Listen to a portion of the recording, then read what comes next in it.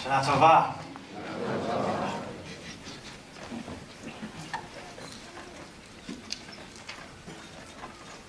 A few weeks after we moved in together, I awoke one night to my fiance's terrifying scream. "Get away from here! I'm calling the cops!"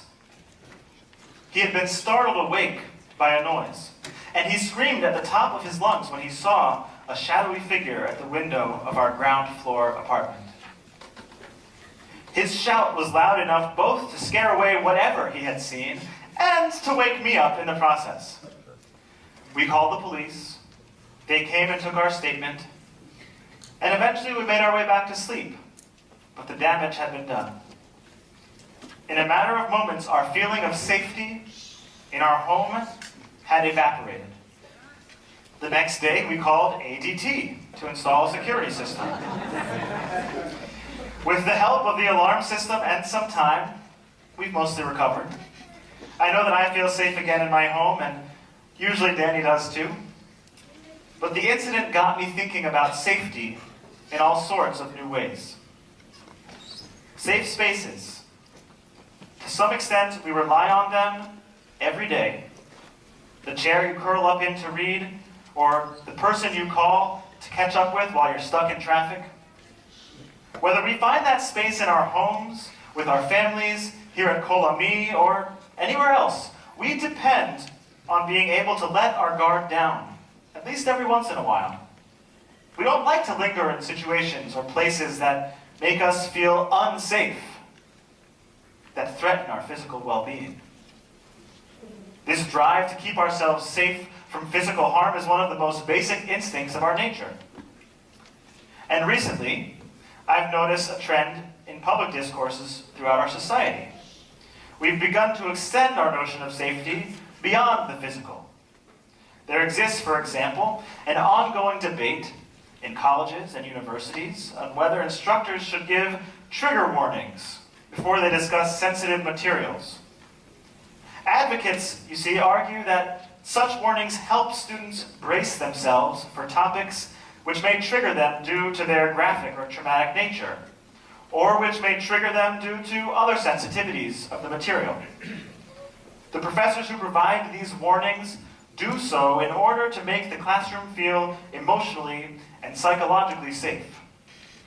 Those who oppose such warnings, however, worry that all they really accomplish is the coddling of the mind, shielding students from ideas that might be different from their own. The existence of safe spaces on campuses during controversial debates or speakers has also brought up this discussion.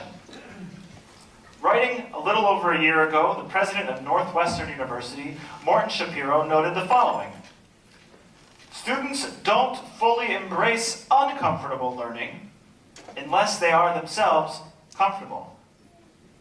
Safe spaces provide that comfort. The irony, it seems, is that the best hope we have of creating an inclusive community is to first create spaces where members of each group feel safe." But critics like Judith Shulevitz, a columnist in the New York Times, argue that while possibly innocuous and well-meaning, safe spaces actually represent an expression of the conviction increasingly prevalent among college students that their schools should keep them from being bombarded by discomforting or distressing viewpoints. It seems curious to me that on both sides of this debate, prominent Jews are speaking out, and it makes me wonder, what do we make of this? Are safe spaces like alarm systems? Are they a necessary measure to protect us from emotional harm? Or do they foster a homogeneity of opinion, a sameness of belief that actually might cause us harm by shielding us from ideas that challenge us? Do safe spaces create the groundwork for growth by allowing us to feel comfortable? Or do they inhibit our growth by preventing discomfort? As with many good Jewish questions, I think the answer is a bit of both. You see, this debate hints at one of the basic paradoxes of human life. We instinctually strive to feel safe, even though complete safety lies beyond our reach. we have the persistence of will to seek it out, even though we know we will never achieve it. Whether we seek it out by installing an alarm system or evacuating before a deadly hurricane, we make choices every day that aim to safeguard our lives and the lives of those we love. And we are certainly not so naive that we could deny that such a desire for safety should extend to our emotional, psychological, and spiritual selves. Yet in trying to feel safe, we sometimes forget that we are never actually safe. We're living. Very little about life can be called safe. Whether it's a car accident or road rage, a chronic illness or a sudden injury, natural disasters or political catastrophes, the world is full of reminders that our lives are precious and fragile. They're not safe. When you think about it, we're actually quite lucky that we ever achieve a sense of safety. Because if at every moment we were precisely aware of how fragile our lives are, I think we'd have quite a bit of trouble sleeping at night. But because we so easily forget that we are not safe, Yom Kippur comes to remind us. Life, the day cries out to us, does not guarantee you safety. In fact, friends, it guarantees just the opposite. We rehearse our death on Yom Kippur.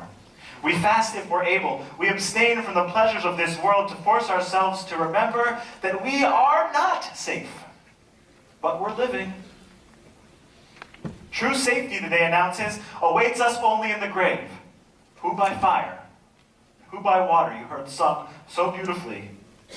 The liturgy croaks these words at us. Some of us who were here last year are not here anymore. Who before their time? Who in their time? And when will my time be? What can I do about it? And how can I feel safe to carry on as I stare into that abyss? The mere fact of our lives does not entitle us to safe spaces or trigger warnings. Instead, we have to figure out how to harness our fears, turning them into productive actions, whether they're fears for our physical safety or any other sort. Luckily for us, this day of dread has something to teach about how we channel that fear into productive action. Our Torah portion reminds us that in the face of uncertainty and danger, in the shadow of our fear and our lack of safety, God gives us the miraculous gift of choice. Every day, we have the ability to choose life. Even in the face of fear and despite our lack of safety. In the very Torah portion we'll read in just a little while, God calls out, I have set before you life and death, blessing and curse, that you might choose life. Hard as it may be, we can choose how to react in the face of fear. And we must choose how to live and work for a safer world, even though we know we will never complete the task. Because ultimately, fear and danger are useful feelings. Not feeling safe should spur us to action. With physical safety, of course, these actions are so common that we take them for granted. We install that alarm system. We put on our seatbelts when we drive. We keep flashlights and other supplies in the closet in case of an earthquake. But when it comes to emotional, psychological, or spiritual danger, the choice is not always so clear. There are no flashlights for emotional emergencies. We have no spiritual seatbelt that will provide us with a space safe from the cruelty of hateful words or ideologies. So this morning I want to challenge us to consider how we can react in the face of speech, images, or ideologies that threaten our emotional safety. How do we choose life in the face of all the non-physical threats we may encounter? In a time where Nazis march proudly in the streets and where alternative facts masquerade as truth, we cannot ignore this question. We saw one response this summer at the Chicago Dyke March. In the midst of LGBT pride celebrations around the world, several Jewish women were asked to leave a rally because the presence of the flags they were holding made other members of the collective feel unsafe. You see, the women held rainbow flags emblazoned with the blue Star of David in the center. And out of commitment to its anti-Zionist platform, the organizers determined that this flag violated the safety of their space. They asked the women to leave because their flag was an ideological threat. And in the march organizers' words, their action reflected their priority to ensure a safer space for those who are most marginalized. In the face of a symbol they perceived as a threat, the organizers of the march separated from it. That was their strategic choice, perhaps even their way of choosing life. They determined that the flags, or perhaps the ideology of the women who held them, represented such a psychological threat to the members of their collective that the best course of action was to rid their space of that symbol. They retreated to a safe space by asking others to leave it. Now, let me be clear. I don't think those organizers really know all that much about the Zionism they oppose. I reject their reasoning, and I object to their perception of this flag. But I will not dismiss their choice to separate from what they perceived, right or wrong, as a psychological threat. To do so, I think, would be careless. Our ability to retreat to safe spaces in the face of emotional threats represents a viable and occasionally necessary option. Sometimes the best thing we can do in the face of threatening words, images, or ideas is to remove them from us, or remove us from them. Sometimes our best choice is to separate, to step back into the safety of a community which shares some of our core beliefs without challenge. But on that day in June, the Dyke March organizers had another choice, and it's a shame they neglected it. And each and every time we face emotional threats, perceived or real, we have that choice too. We can choose to reject the safety we find in the arms of single-mindedness. We can choose instead to embrace the hard and painful work of engaging across ideological lines. That's the work of listening, and maybe even learning from those whose core values differ fundamentally from our own. This morning, I suggest to you that the spirit of this day calls us to make that choice as often as we can. Choose life, we are told. You're not dead yet. Don't you dare let fear destabilize you, or let it force you to shut out the world around you. Fear should lead you to action, to growth, maybe even to teshuvah, to a return to your truest self. Our sense that we are unsafe in any given moment can spur us to listen carefully, engage, and maybe even learn if we let it. Certainly our emotional and psychological safety are intimately connected to the physical, but they are not one and the same. In the face of hateful speech, we choose our response. It may make us uncomfortable, may even frighten us to our core.